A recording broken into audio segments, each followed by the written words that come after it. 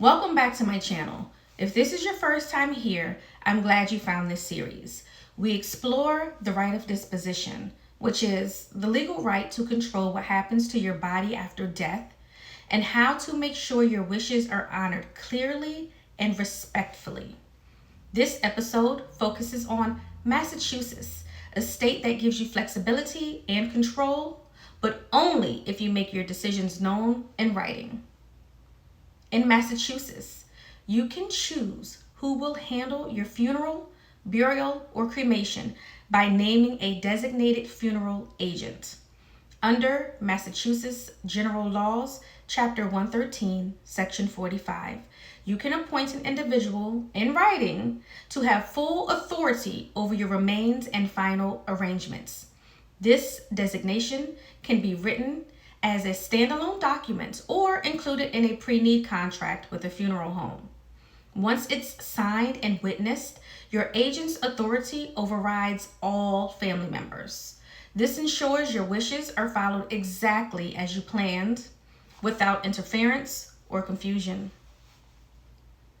If you don't name a funeral agent, Massachusetts law decides who has that authority. First, the person you appointed in your written designation. Second, your surviving spouse. Third, your surviving adult children, a majority if there's more than one. Next, your surviving parents. Then come your adult siblings, followed by the next closest kin as defined by Massachusetts succession laws.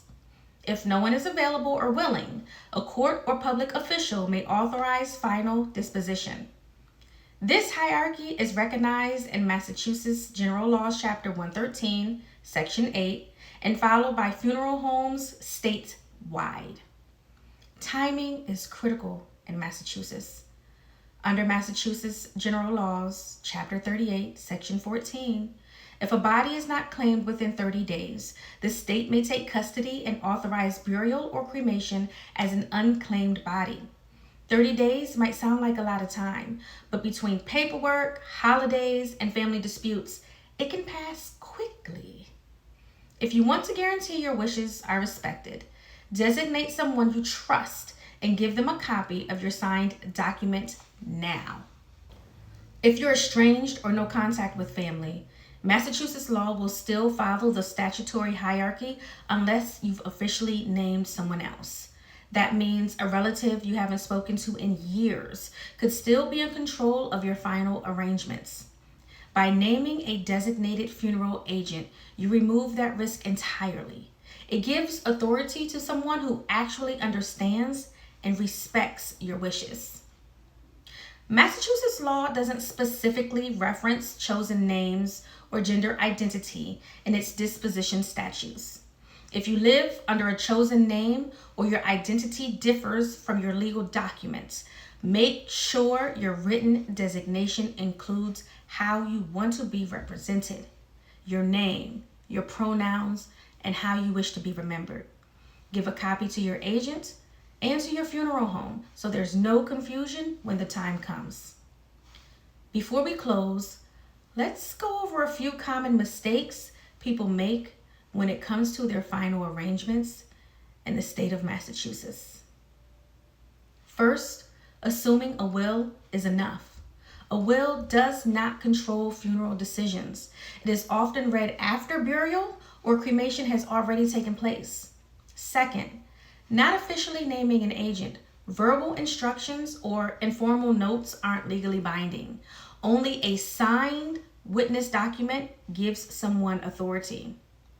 Third, not communicating with the person you've chosen. Your agent should know your preferences and have a copy of your document.